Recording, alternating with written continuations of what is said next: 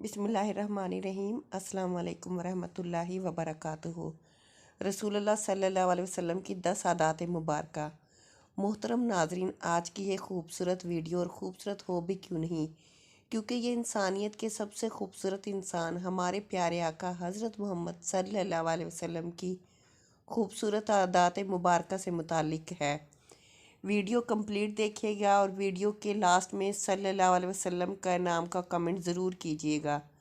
मोहतरम नाज़रीन, रसूलुल्लाह सल्लल्लाहु अलैहि वसल्लम की ज़िंदगी हमारे लिए और आने वाली इंसानियत के लिए मशअल राह है। बहैसियत इंसान हम आप सल्लल्लाहु अलैहि वसल्लम की तर्ज ज़िंदगी और आदात मुबारक को फॉलो करके ना सिर्फ सवाब और जन्नत के मुस्तहिक बन सकते हैं, बल्कि बहुत सारे रूहानी और जिस्मानी अमराज से भी बच सकते हैं। सुबह बहुत जल्द उठना। रसूलुल्लाह सल्लल्लाहु अलैहि वसल्लम सुबह बहुत जल्द उठ जाया करते थे, बल्कि ऐसी कोई रिवायत नहीं मिलती कि रसूलुल्लाह सल्लल्लाहु अलैहि वसल्लम की तहज्जुद भी कभी कज़ा हुई हो। नींद से बेदार होकर आंखों का मसाज करना या आंखों को मलना। सुबह नींद से उठने के बाद रसूलुल्लाह सल्लल्लाहु अलैहि वसल्लम आंखों का मसाज फरमाया करते थे, यानी जैसे ही नींद से बेदार होते थे हाथों से आंखों को मलते थे। आंखों को मलने का मकसद नींद का खुमार ख़त्म करना। इससे आंखों में चुस्ती आ जाती है। बॉडी का पूरा निज़ाम 11 सिस्टम पर मुश्तमिल होता है। नींद से उठने के बाद ये सिस्टम बहाल होने में 11 से 12 सेकंड लेता है। अगर आप आंखों का मसाज करते हैं तो ये सिस्टम 10 से 15 सेकंड में फ़ौरन बहाल हो जाता है। बिस्तर पर कुछ देर बैठे रहना। नींद से बेदार होने के बाद रसूलुल्लाह सल्लल्लाहु अलैहि वसल्लम बिस्तर से उठकर कुछ देर बैठे रहते थे, और मामूल था कि 3 मरतबा सूरह इखलास पढ़ते थे, कि जिसको पढ़ने में तकरीबन 1 मिनट सर्फ होता है। आज मेडिकल साइंस बताती है कि हमारे दिमाग, दिल और जिस्म के सारे हिस्सों को ब्लड सर्कुलेट करने के लिए एक पल बनता है। इसी तरह इस पल के ज़रिए से ही हमारे पूरे दिमाग को ब्लड सप्लाई बहाल होती है, कि जहाँ से हमारे तमाम तर आसाब यानी पूरा जिस्म कंट्रोल होना होता है।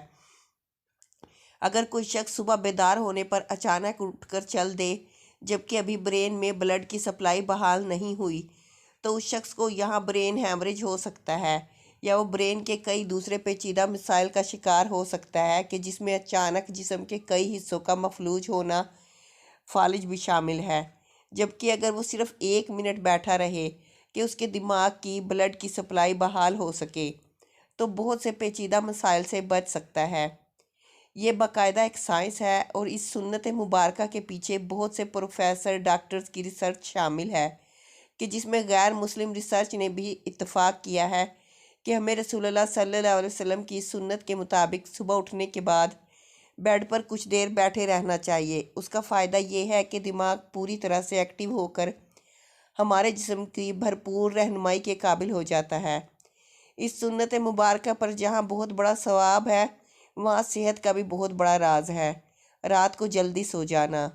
रसूलुल्लाह सल्लल्लाहु अलैहि वसल्लम की एक और आदात मुबारका ये भी थी कि आप सल्लल्लाहु अलैहि वसल्लम रात को जल्द सो जाया करते थे। अमूमन आप सल्लल्लाहु अलैहि वसल्लम नमाज ईशा के फ़ौरन बाद सो जाते थे, यानी रात को जल्द सोना और सुबह जल्द उठना आप सल्लल्लाहु अलैहि वसल्लम के मामूलात में शामिल था। बायोलॉजिकल वॉच, जो कि हमारे पूरे जिस्म के निज़ाम को मुनज़्ज़म करती है, जब ये बाहर अंधेरा देखती है तो ये आपके जिस्म को सोने का सिग्नल दे देती है। जिस्म को तैयारी के लिए ये 1.5 से 2 घंटे का टाइम देती है, कि इस वक्त तक आपको लाजमी सोना है। नोट कीजिए कि नमाज मगरिब और नमाज ईशा में भी तकरीबन इतना ही दौरानिया होता है।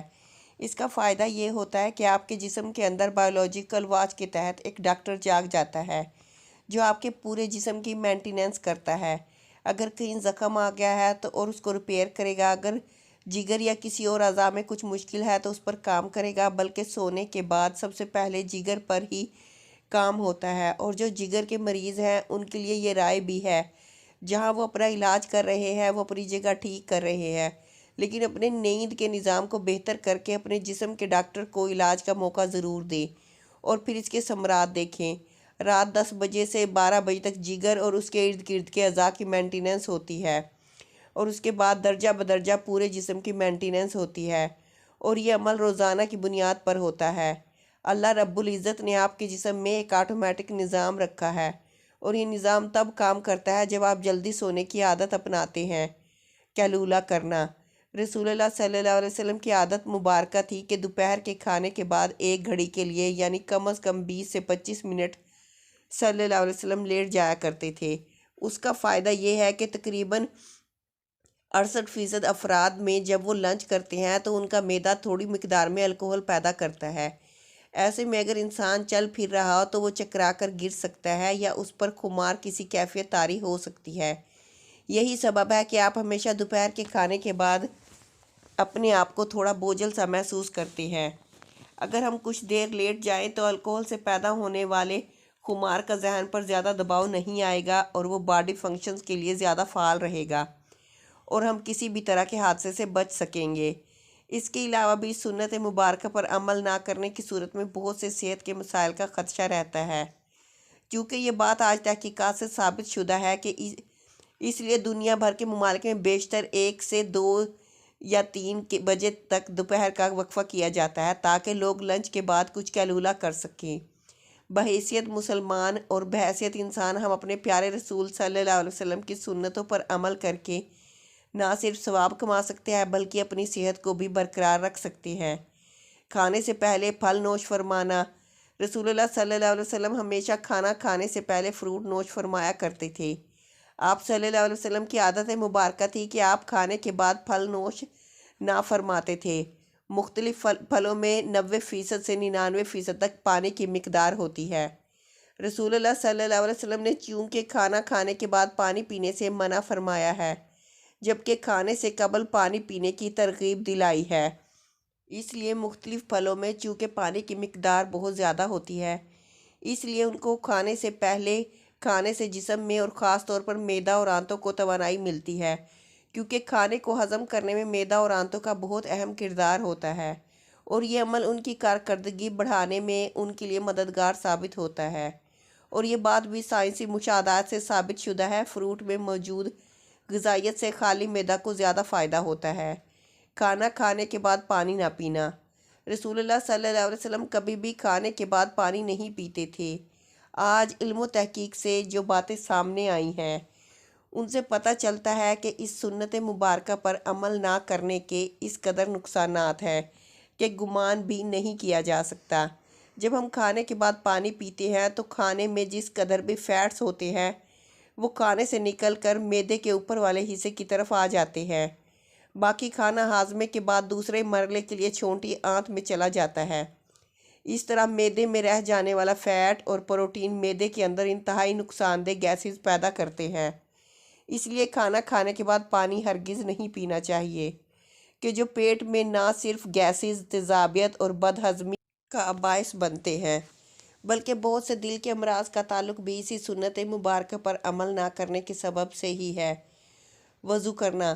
بحیثیت مسلمان ہم دن میں 5 فرض نمازوں کے دن میں کم از کم 5 بار وضو کرتے ہیں، کیونکہ وضو کے بغیر نماز نہیں ہوتی اور منہ، ناک، ہاتھ، بازو اور پاؤں دھوئے بغیر وضو نہیں ہوتا، یعنی دن میں کم از کم 5 بار ہم جسم کے ان تمام اعضاء کو دھوتے ہیں۔ وضو میں ہم جسم کے تمام ظاہری اعضاء دھوتے ہیں کہ جن پر مٹی اور کاربن لگ جاتی ہے۔ آج سائنسی تحقیق یہ بات ثابت کرتی ہے کہ جسم کے جن اعضاء پر مٹی یا کاربن لگ جاتی ہے تو اگر ان کو صاف نہ کیا جائے اور وہ جسم کے ان حصوں پر زیادہ دیر لگی رہے تو ان اعضاء اور دماغ کا کنیکشن کمزور ہو جاتا ہے، یعنی جسم کا اعصابی نظام کمزور ہو جاتا ہے۔ چنانچہ وہ مسلسل دماغ کو یہ پیغام بھیج رہے ہوتے ہیں کہ جسم پر کوئی چیز آ گئی ہے اور اس کی صفائی کا اہتمام کیا جائے۔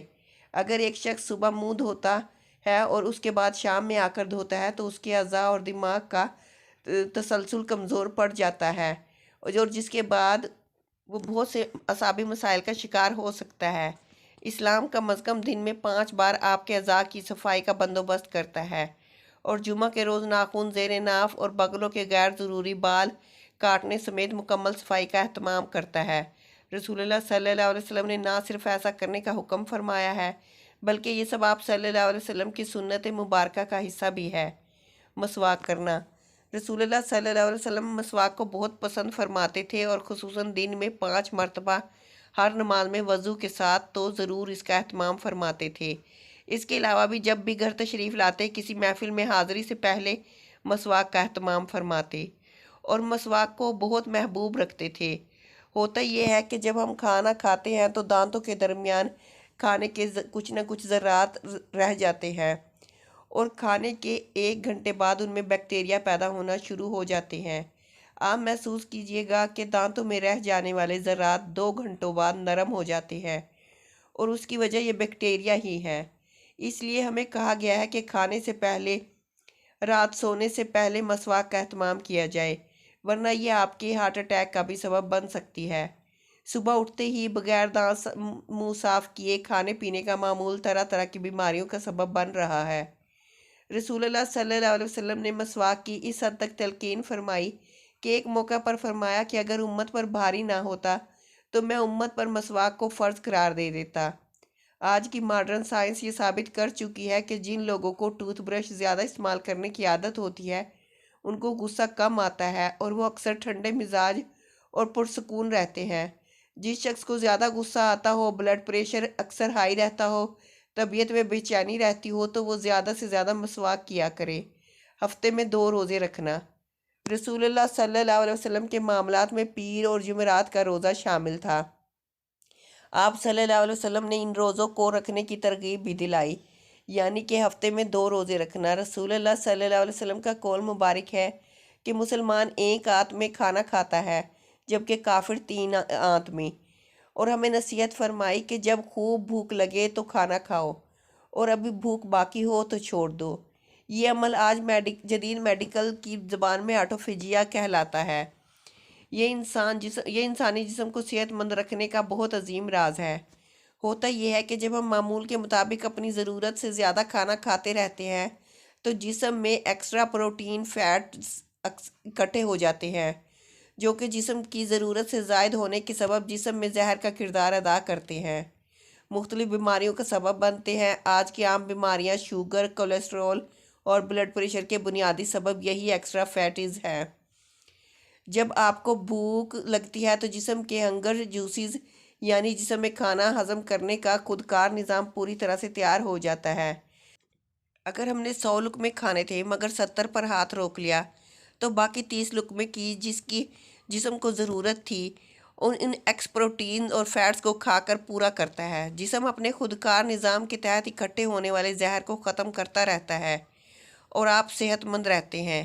اب جب 3 روز کچھ کوتاہی ہو گئی اور پھر آپ نے پیر کا روزہ رکھ لیا، دن بھر کے طویل روزے کے باعث آٹوفیجیا کے عمل کو ایکٹیو ہونے کا بھرپور موقع ملتا ہے اور 3 روز کی کوتاہی کو وہ ریپیئر کر دیتا ہے۔ پھر تو روز کے معاملات اور جمعرات کا پیر روزہ۔ جب یہ سنت رسول صلی اللہ علیہ وسلم آپ کے معمولات کا حصہ بن جاتی ہے تو بیماری پیدا کرنے والے سیل آٹوفیجیا کے عمل ہفتے میں 2 بار دہرائے جانے کے باعث اکٹھے ہی نہیں ہو پاتے اور آپ سدا صحت مند رہتے ہیں۔ رسول اللہ صلی اللہ علیہ وسلم کی زندگی میں ایک بہترین نمونہ ہے اور ہمارے لیے مشعل راہ ہے۔